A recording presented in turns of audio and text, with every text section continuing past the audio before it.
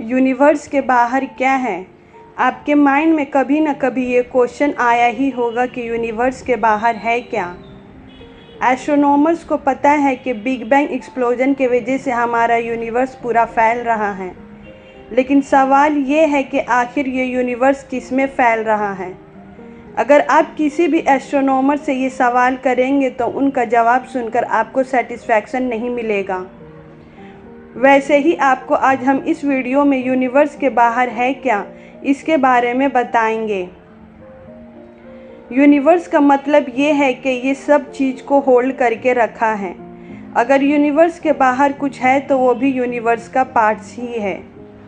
अगर कोई भी सवाल करते जाएगा इसके बाहर क्या है, फिर इसके बाहर क्या है, तो इसका एक ही जवाब है, यूनिवर्स। ये जवाब सुनकर कोई भी सेटिस्फाई नहीं होगा। यूनिवर्स के बारे में दो प्रोस्पेक्ट्स हैं। पहली पॉसिबिलिटी तो ये है कि हमारा यूनिवर्स इन्फिनाइट है, इसकी कोई लिमिट नहीं है, ये लिमिटलेस है। दूसरी पॉसिबिलिटी तो ये है कि हमारा यूनिवर्स लिमिटेड है, जो कि ये लिमिटेड वॉल्यूम जैसा है। लेकिन दोनों ही पॉसिबिलिटी में यूनिवर्स का कुछ भी आखिरी नहीं है और ना ही कुछ पॉसिबिलिटी है, क्योंकि जब भी हम लोग बिग बैंग इंसिडेंट के बारे में बात करते हैं तो एक एक्सप्लोजन की इमेजिनेशन करते हैं। एक एक्सप्लोजन की वजह से एक पॉइंट में से सारे सब्सटेंस और पार्टिकल एक दूसरे से अलग अलग हो जाते हैं, लेकिन ये एग्जाम्पल पूरे तरीके से सही नहीं है।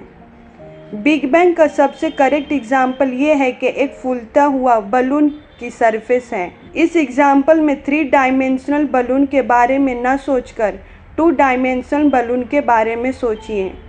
अगर आप किसी भी बड़े बलून के सरफेस पे चलती हुई चींटी है और ये बलून पूरा यूनिवर्स है, तब आपको ये बलून आपके पैर के नीचे पूरा फ्लैट लगेगा। अब आप लोग ये मान लीजिए कि ये बलून पूरा फैलता जा रहा है और अब आप किसी भी डायरेक्शन में देखेंगे तो हर जगह यही दिखाई देगा कि सारे चींटी आपसे दूर जा रहे हैं। ये सारे चींटी जितने ज़्यादा दूर हैं वो आपको उतना ही फास्ट आपसे दूर जाते दिखाई देंगे। ये बलून आपको फ्लैट सरफेस के जैसा लगेगा, लेकिन आप किसी भी डायरेक्शन में चलना स्टार्ट करेंगे तो आप वहाँ ही पहुँच जाएंगे जहाँ से आपने चलना स्टार्ट किया था। आप ये सोच सकते हैं कि ये एक फैलता हुआ सर्कल है। ये सर्कल किस चीज़ में फैल रहा है, लेकिन ये सवाल का कोई मतलब नहीं है, क्योंकि ऐसा कोई भी डायरेक्शन नहीं है जिसके थ्रू आप उस डायरेक्शन में जाएं और सरफेस के बाहर चले जाएं। चींटी का 2 डायमेंशनल ब्रेन किसी 3 डायमेंशन चीज़ के बारे में कभी नहीं सोच सकता। बलून का सेंटर हो सकता है, लेकिन उसके सरफेस का कोई भी सेंटर या पॉइंट नहीं है। ये एक ऐसा शेप है जो बाहर डायरेक्शन में फैल रहा है और अपने आप में सिमटा हुआ है।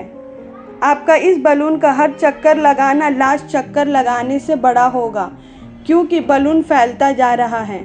चलिए अब हम इसको अपने यूनिवर्स से कनेक्ट करके देखते हैं। उसके लिए हमें एक डायमेंशन से 2 डायमेंशन से लेकर 3 डायमेंशन में सोचना होगा।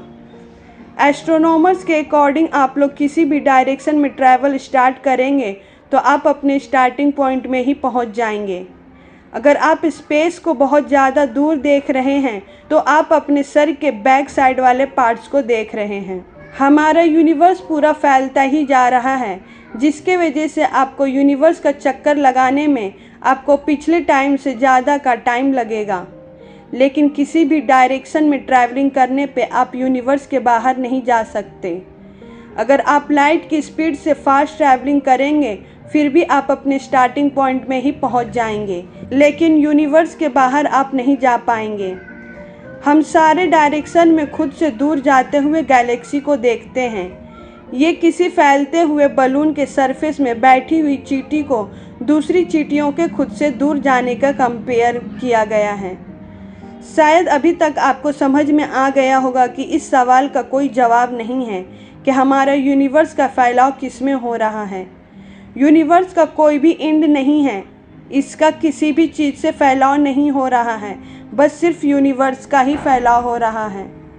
दोस्तों, आपको ये वीडियो अच्छा लगे तो प्लीज़ लाइक और सब्सक्राइब ज़रूर कर दीजिएगा।